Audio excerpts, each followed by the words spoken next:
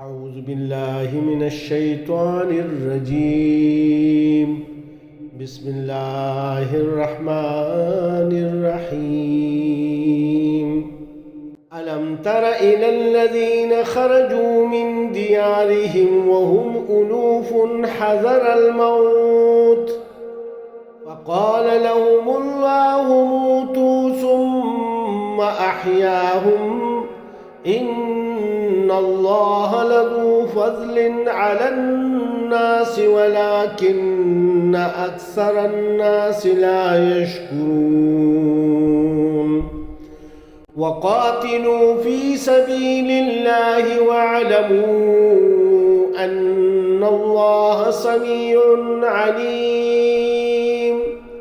آپ نے ان لوگوں کے حال پر بھی کچھ غور کیا ہے جو موت کے ڈر سے اپنے گھر بار چھوڑ کر نکلے تھے اور وہ ہزاروں کی تعداد میں تھے، یعنی بنی اسرائیل جو اللہ کے راستے میں جہاد کرنے سے اس وجہ سے انہوں نے انکار کیا تھا کہ وہ اس میں مر جائیں گے، پھر اللہ نے ان سے فرمایا مر جاؤ، پھر اس نے ان کو دوبارہ زندگی بخشی۔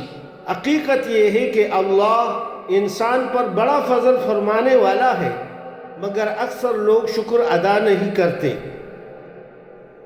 سو مسلمانوں، اللہ کی راہ میں جنگ کرو اور خوب جان رکھو کہ اللہ سننے والا اور جاننے والا ہے۔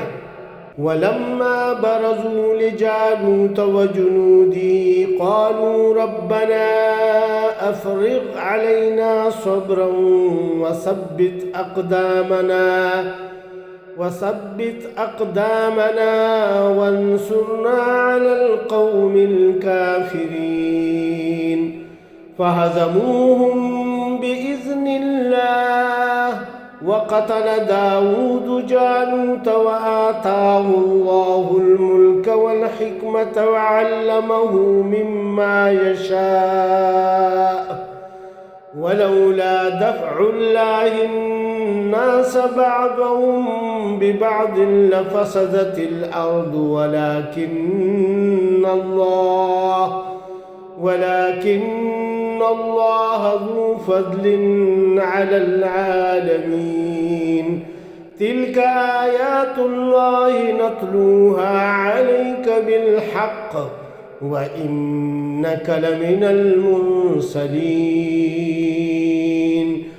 اور جب طالوت جالوت اور اس کے لشکر کے مقابلہ پر نکلے تو انہوں نے دعا کی، اے ہمارے رب، ہم پر صبر کا فیضان کر، ہمارے قدم جما دے اور اس کافر گروہ پر ہمیں فتح نصیب کر۔ آخرکار اللہ کے اذن سے انہوں نے کافروں کو مار بھگایا اور داؤد علیہ السلام نے جالوت کو قتل کر دیا، اور اللہ نے داؤد علیہ السلام کو سلطنت اور حکمت سے نوازا اور جن جن چیزوں کا چاہا اس کو علم دیا۔ اگر اس طرح اللہ انسانوں کے ایک گروہ کو دوسرے گروہ کے ذریعے نہ ہٹاتا رہتا تو زمین کا نظام بگڑ جاتا، لیکن دنیا کے لوگوں پر اللہ کا بڑا فضل ہے کہ وہ اس طرح ایک طاقتور کے ذریعے دوسرے کی طاقت کو ختم کر دیتا ہے اور فساد کو دفع کرتا ہے۔